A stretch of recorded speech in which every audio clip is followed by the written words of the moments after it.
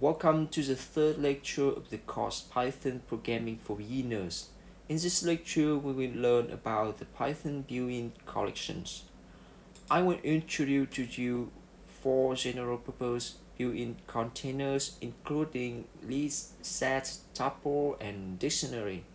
You will learn how to create and assign them to variables, and you will also learn about what you can do with them. Finally, I will try to give you a brief comparison of the four containers. So let's move on to the first container, list. List is the first built-in collection I would like to introduce to you. Actually, I already gave you some example about list in the previous lectures. This is a special object which stores other objects in sequence. Then you can use index from 0 to accept the element in the list. We use a square bracket to define a list, and then the item in the list follows comma separated syntax. So here you have item 1, comma, item 1, and put them inside a square bracket. So let's say we have an example, for example, the fruits, square bracket, the apple, orange, and lemon, and you close the bracket, and you can check the type of the variable fruits is a list, right? And the list now contains 3 items, which are the string, apples, and the orange, and the lemon, right? A list can store multiple variables types at the same time. That means you can have a list containing numbers and strings and even any other objects in the Python. So that means that you can, for example, like you can put the number here, for example. So you check the type. The fruit is still a fruit. No, it's still a list, and the list now is, is including the number 1 and 2 here. Okay, so I will change the list to the original for the other example. So this is the syntax to create a list and assign it to an identifier. So what can we do with a list? The first thing is to access value in the list. You can access a single element using the index starting from 0. For example, here you have the fruits. You start with the square bracket and you tie the index, for example, starting from 0. It will be the apple. So you see this when print out the string apple here, and you can try again, like 2 is lemons. Okay, so please remember that if you don't put anything inside the square bracket here, like me, you can see the invalid syntax. So because here you must provide an index.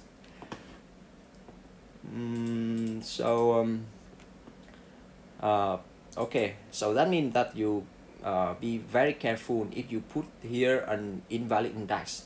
Say like if you put an index which is larger than the size of the list, for example 4, you also see the list index here is outrank, right?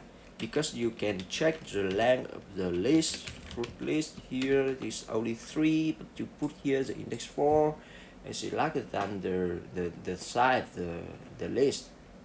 So you cannot see it. So you can see an exception list index outrank.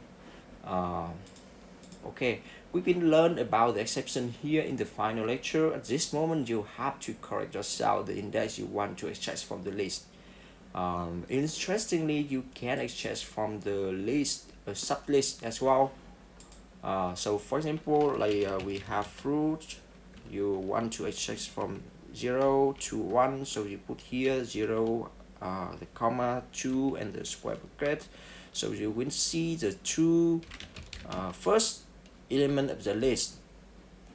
So it's actually the same way we did with a string, right? Actually, you can consider a string is a sequence or a list of characters.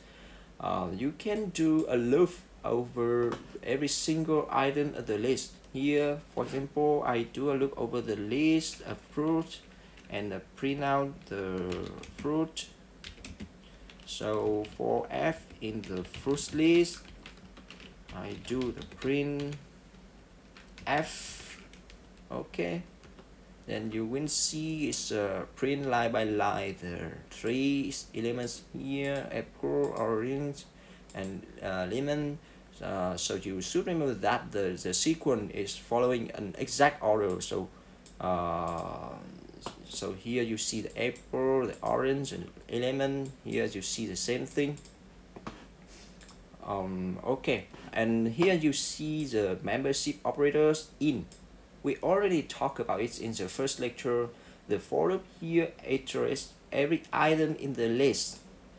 At each step, we can manipulate the item, which is a F here.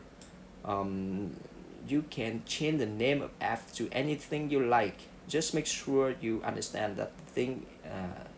That the F here at the first step is the apple, and in the second step F is orange, and in the third step is lemon, and so on. So the next thing is updating a list. You can update single or multiple elements of the list by giving the slide on the left hand side the assignment operator. So for example, you can have the fruit 2 at the index 2, you set it to banana instead of the lemon. Okay, you should remember that, put it in a quotation. And then the fruit list now is not lemon anymore, now it's a banana. And you can also add to add an element to the list using append method. So for example, you append the lemon to the end of the list, the fruit list. So now the fruit list, you see here a lemon is added into the fruit list. Okay, so please remember that in a list you can store multiple objects with the same value. That means you can add even more lemon to the fruit list. So you add more. So you see fruit here, you can see the 2 lemon is the same value. The next thing is about the deleting list elements. You have 2 ways to delete using the index and using the value. The first is use the method then, and then you indicate the index.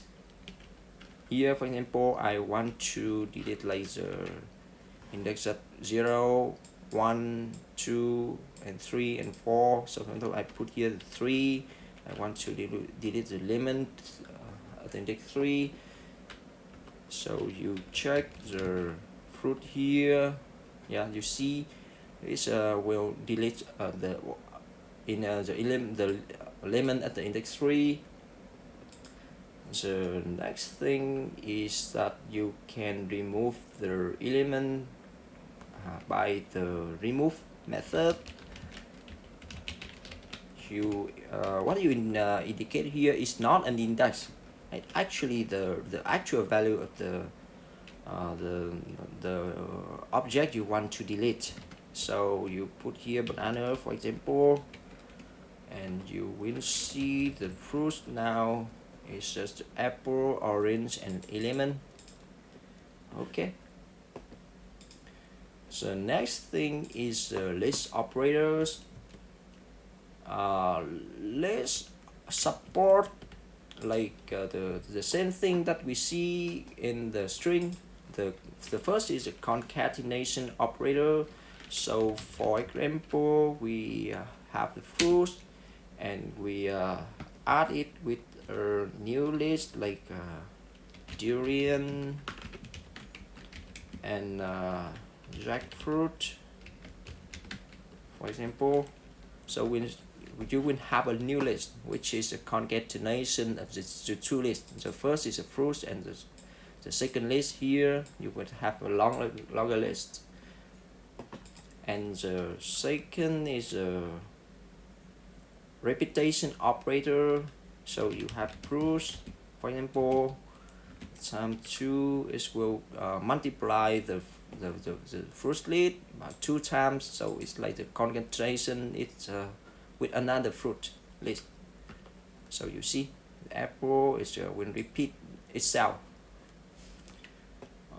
The third thing is a comparisons, for example, say you can do the comparisons equal, larger or smaller with the list. For example, you have a list 1, 2 and 3.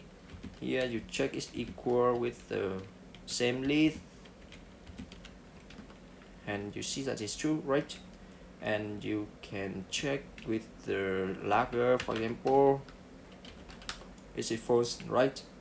And you can change a bit to make it correct. For example, here you say like you change this to 1 and you can see that it's true. And actually the comparison here is compare each element of the list following a dictionary order.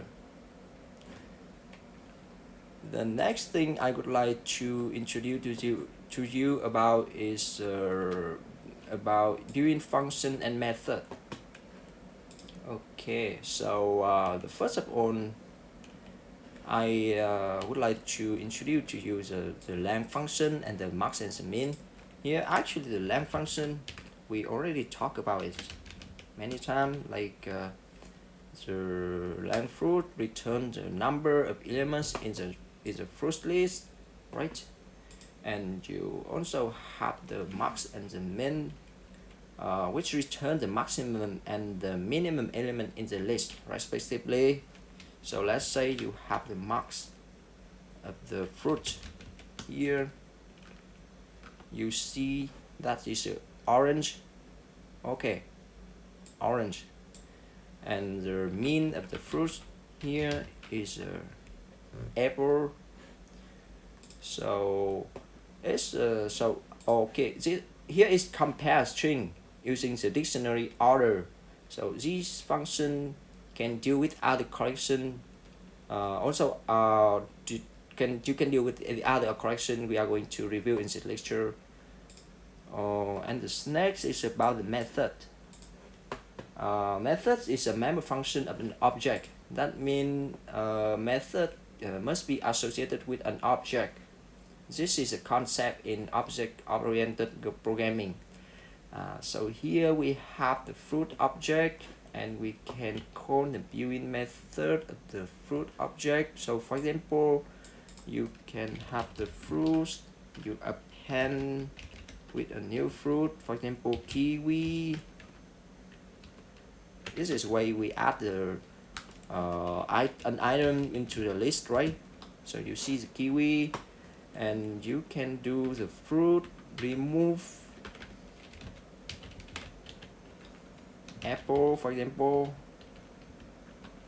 and you see here, and here you also have the insert, which insert an object to a list of an object at an index.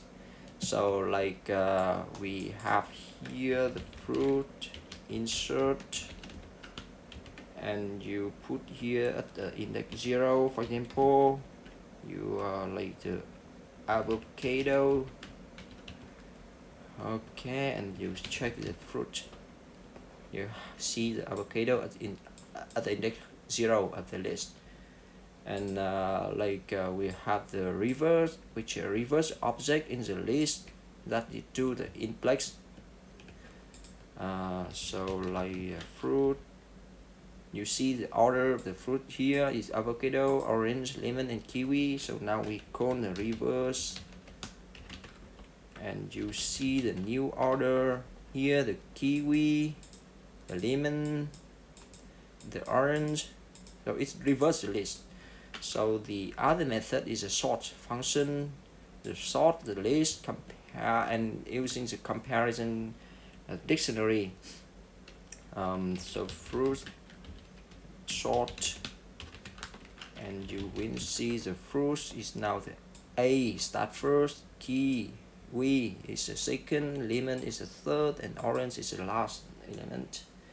Okay, I recommend you to read the textbook for more detail and try to do practice yourself.